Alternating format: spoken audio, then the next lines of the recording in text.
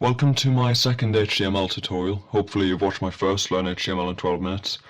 These are the HTML tags that you've learned so far, laid out in an order that you might find them on a web page. In this video I want to spend a few minutes making sure you understand what HTML is and how it differs from other languages that you may have heard of and will be learning if you're trying to make a website. HTML is not a programming language, it's a markup language. It defines the structure of a web page. It tells a browser which part of the web page is a heading and which parts are hyperlinks, for example. CSS is the language used to add style to a web page. You use CSS to define colors and fonts, etc. HTML and CSS are the only two languages you need to make a simple website. For more advanced projects, JavaScript is a programming language that can be used to add dynamic features to a website. It has nothing to do with Java. Java is not a language you need for a normal website. JavaScript can be used for millions of things, but to give you one example, it can make elements on a web page move around. JavaScript is a client-side language, meaning that it is executed on the user's computer when they load the website. PHP is a popular server-side language, but I recommend you stick to learning HTML before you worry about any of this other stuff.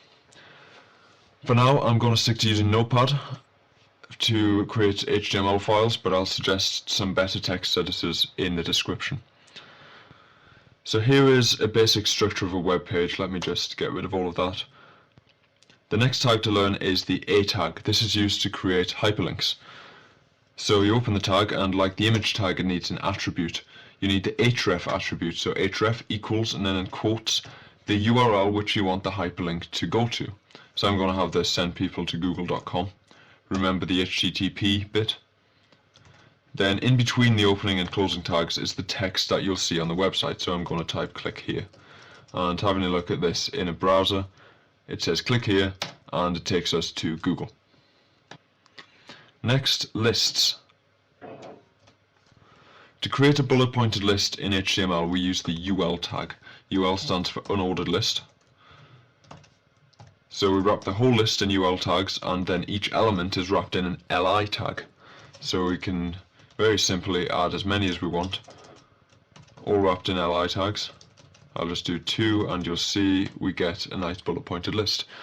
You may be wondering what an ordered list is if this is an unordered one. If we swap the UL tags for OL tags, you'll see that it swaps the bullet points for numbers. Now I want to return to the image tag from the last video. So here's the web page that we're working on. And next to it here I have a folder called images, and inside a photo called piano.jpg. So I'll add this image like we did last time. So relative to this web page, the path of the photo is images/piano.jpg.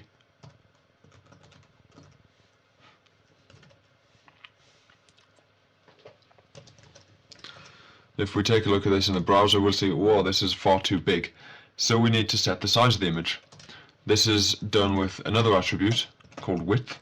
Nice and simple. Width equals, and then in quotes, a number which is interpreted as the number of pixels. So I'm going to say I want this image 200 pixels wide. You'll eventually get the hang of roughly how big things are in pixels. For now, just guess and use trial and error. So you see we now have a small image. The height has been adjusted appropriately. We could of course set the height ourselves, height equals, and then in quotes say 500, and stretch the image however we want. A final attribute for the image tag is the alt tag. This is actually a required attribute and specifies the alternate text for the image. So let me just give myself some more space at the end. So we write alt and then equals, and in quotes a short description of the photo. Now you won't see this on the web page. This is what people with text-only browsers or screen readers would see instead of the image. So the alt attribute for images is a required attribute. That means that if you don't include it, you technically have invalid HTML. Although it will look just fine in a web browser, you wouldn't be following standards. I'm afraid there's one more thing that is required that I haven't told you yet, and that's the doc type. There are many versions of HTML, the latest being HTML5. They all have subtle differences. Usually a new version of HTML comes with a bunch of new tags and a bunch of old tags removed from the specification. The doc type tells the browser which version of HTML to expect. The doc type must be the very first thing on any web page. Luckily, the doc type for HTML5 is very simple. We started like any other tag, but then we had an exclamation mark to tell the browser that this is not actually an HTML tag.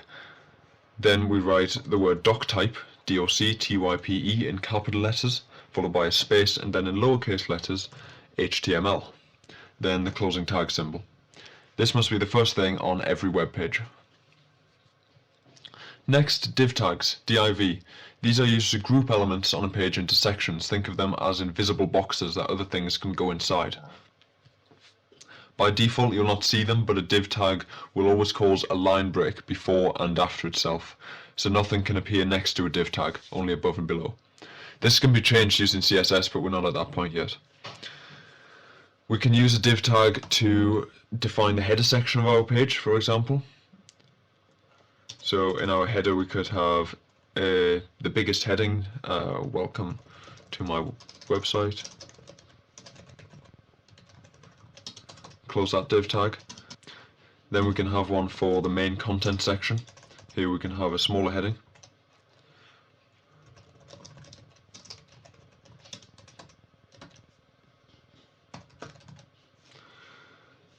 And let's also have some text in there, remembering the P tag can be used for paragraphs of text.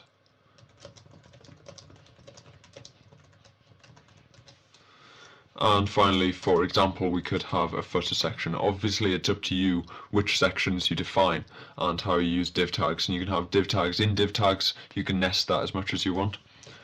But for now, just a really simple structure. Another quick tip, if you want the copyright symbol, type ampersand, word copy and a semicolon. If you Google HTML entities, you'll find more useful codes like that. Okay, so we have 3 sections here, and if we take a look at this, you won't see the div tags, like I said, but they're there grouping elements together and defining our sections. If we were going to use CSS to style any of these elements, let's say we wanted the header to have a blue background, we need a way to identify the div tag representing our header. We need to give it a name. This leads us to 2 attributes that can be added to any HTML tag, including void tags, the self-closing ones like image. So firstly, we can give a tag an ID. So we can say ID equals, and then we could call it header. Now an ID must be unique. You can't give 2 elements on a page the same ID.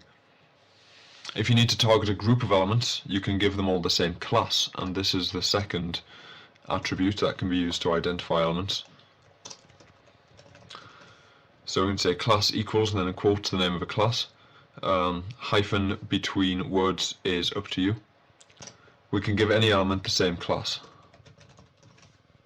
And we could this one too, or maybe we could call this my other class.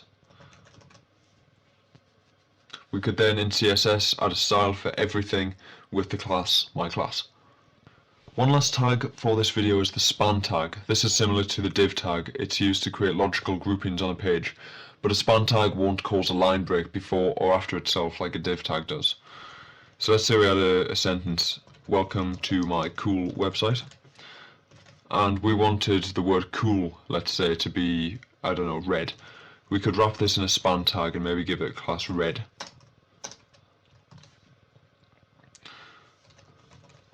So again, looking at this in a web browser, you won't see the span tag. Obviously we have no CSS, so it's not actually red. But it's there to allow us to target that word. If we'd used a div tag instead, it would cause line breaks and give us that, which is not what we wanted. So you now know plenty of HTML tags to start creating your website. You've got the H1 to H6 tag for headings, P tag for paragraphs, IMG tag for images, remembering the SRC attribute, along with width attribute and height attribute, and the alt attribute, which you need as well. It's worth mentioning that you can put these attributes in any order you want inside of the image tag, and this applies to attributes of any element. BR tag to include a line break and go down to the next line. HR tag to separate sections with a horizontal line. UL tag for lists with each element wrapped in an LI tag. And the OL tag for an ordered list with numbers.